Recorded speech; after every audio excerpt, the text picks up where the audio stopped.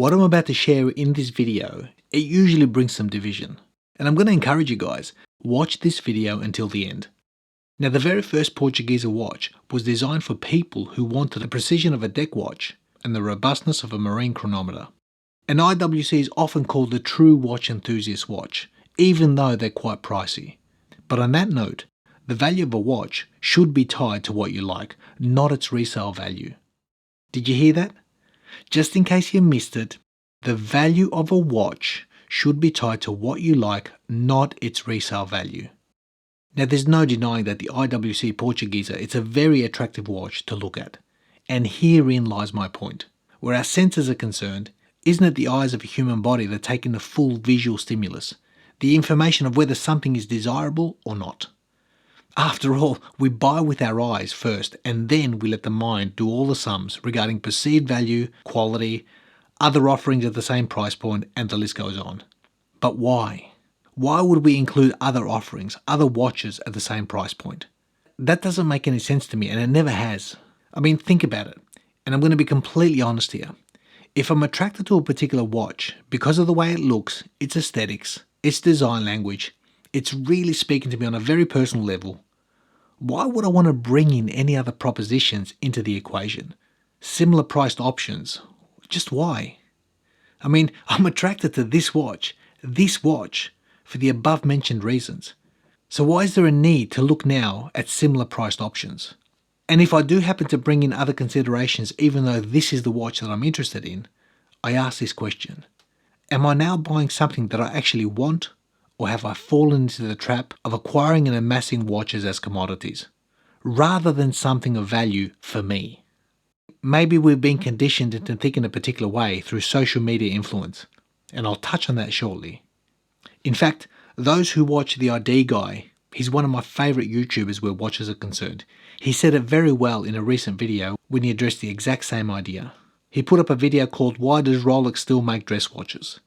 And in that video he said, and I quote, "It is terrible to think that today, in some cases, we view watches not as individual items to buy and enjoy, but rather as stepping stones that will pave the way to pieces that we are ultimately pursuing.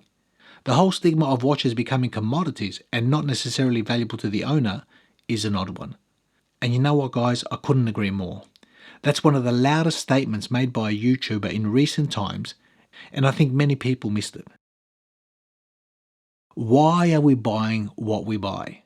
And on this topic, I can only speak of myself personally. You see, a long time ago, I decided I need to focus on satisfying my own honest desires when it comes to watch collecting. There's so many videos out there on YouTube telling you what you need. You need this, you need that, buy this, buy that. You know, being a professional photographer for 30 years, I've also seen that there's a long-known secret in advertising mindset, which I've never agreed with, but it goes something like this. The people don't know what they want or what they need. That's why advertising exists, for us to tell them. That's terrible. That's absolutely terrible. Now, we're all very passionate about watches. If we weren't, we wouldn't be here watching videos like this, and I include myself in that. We're enthusiasts, we're collectors, we're passionate, and that's a good thing. But as far as I'm concerned, I have no authority. In fact, no one has any authority to tell you or to dictate to you what to buy, or where to direct your passions, or your money for that matter. What I like to say is this: follow your heart and pay careful attention to what your eyes are telling you. It's probably the best advice I can give anyone if you want to be happy.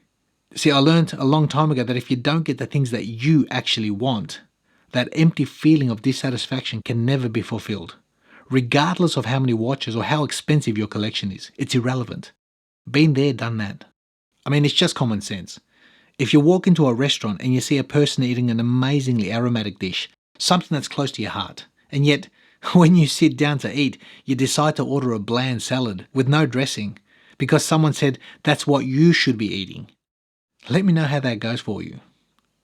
Now, I'm not saying go all out and eat like a pig. No, demonstrate self-control and discipline when required. It's no different, though, to this watch hobby. Discipline and self-control. And on that note, no one can even tell you that you only need a 1-watch collection or even a 100-watch collection. It's totally up to you. I settled on 8 watches for myself, and that's made me extremely content. And that's an organic 8. One comes in, one comes out. Very simple. It keeps me interested and always fresh. Now that doesn't mean that we don't make mistakes. I might have said in a video somewhere, you need to get this. Well, that's wrong. I think the closest I've ever come to actually telling someone what to get was in a video I did of a Nevada Grenchen. I said in the thumbnail, can't get a Rolex Explorer? Try this instead. In other words, check this watch out. Look into this. Now if I said, buy this, you need this, then I become a hypocrite. Well, these are pretty harsh words. Well, how can you tell a hypocrite? Usually they will tell you what to buy, but they themselves do not own that watch in their own collection. And that's problematic on so many levels. It's called one of two things. It's either a sales pitch or chasing views. Whatever the case, the motive behind the video is usually questionable at best. And some of the problems I see in social media today is getting something out first. Get it up when an announcement's been made, a new release, hurry, get it up now, quick, quick, quick. I think the actor Denzel Washington said it perfectly when it comes to things like mainstream news media. He said, it doesn't matter whether the content is truthful or accurate. It's about being first. And that's pretty sad in itself. But unfortunately, that's the world that we live in. But I digress. Getting back onto this IWC, it's a beautiful watch, and that's without mention. Well, in my eyes anyway. Now, is it expensive? All things considered, yes. I think these are well overpriced, but all across the board, every brand I see these days is getting up there, and that's the norm now. Some brands are putting their watch prices up more than others, and I don't think they're worth it, but we buy through the heart. Now, does this watch have good value retention? Well, that's irrelevant. It doesn't matter. I don't buy watches because I want to flip them for a profit. I buy them because they speak to me. That's it. If I lose interest in a watch after a month or a year of owning it, and I need to move it on to make room for another watch, then I'm going to deal with that hit in the back pocket when that time comes. But at least I was true to myself. I bought what I wanted and it made me extremely happy. And that sometimes does come at a cost.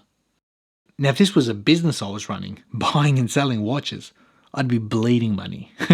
But it's not a business, it's a hobby, it's a passion, and the last time I checked, hobbies cost money. Hopefully if you're watching this video, you're a watch enthusiast, you're not led by hype, or loud noises, or bright lights, or bells and whistles, and you probably do things like I do. You follow your heart, and you buy a watch that you like for whatever reason you like it. And maybe one day, hand it down to a grandchild and tell them, this watch made me very happy because ... And then you fill in the blanks. Now, out of the 8 watches in my organic watch box, there's around 4 watches that have stuck with me for a very long time, that I find it extremely difficult to part with and probably never will. And this IWC is a new addition to that watch box, and it sits proudly amongst the other 7. Other 7, I hear you ask? Well, which watch did you lose money on this time, Pete, so you can bring in the IWC? Well, being a Jerry Seinfeld fan, and unfortunately acting out George Costanza's mindset of being an idiot, I did lose some money on a watch again. But that in itself is part of the hobby and probably another video for another time. Now, although this video was predominantly meant to be about this IWC Portugieser, it's also about enjoying the hobby, enjoying the journey, and acquiring those things which speak to us. It's always going to be a costly journey for all of us. And I suppose as long as we settle that in the heart, then we free ourselves up to get things of beauty, fulfill our passions and desires on the short time that we have here on earth. And I threw that last comment in for a reason. You see, I don't know anyone who's taken anything with them when they die. No cash, no houses, no watches, nothing. So if I don't buy the things that speak to me whilst I'm alive, I'm only living a life to fulfill the ideas and agendas of a social media-driven society. A society that's continually telling me, you need this and you need that. I don't think so. Thanks for watching.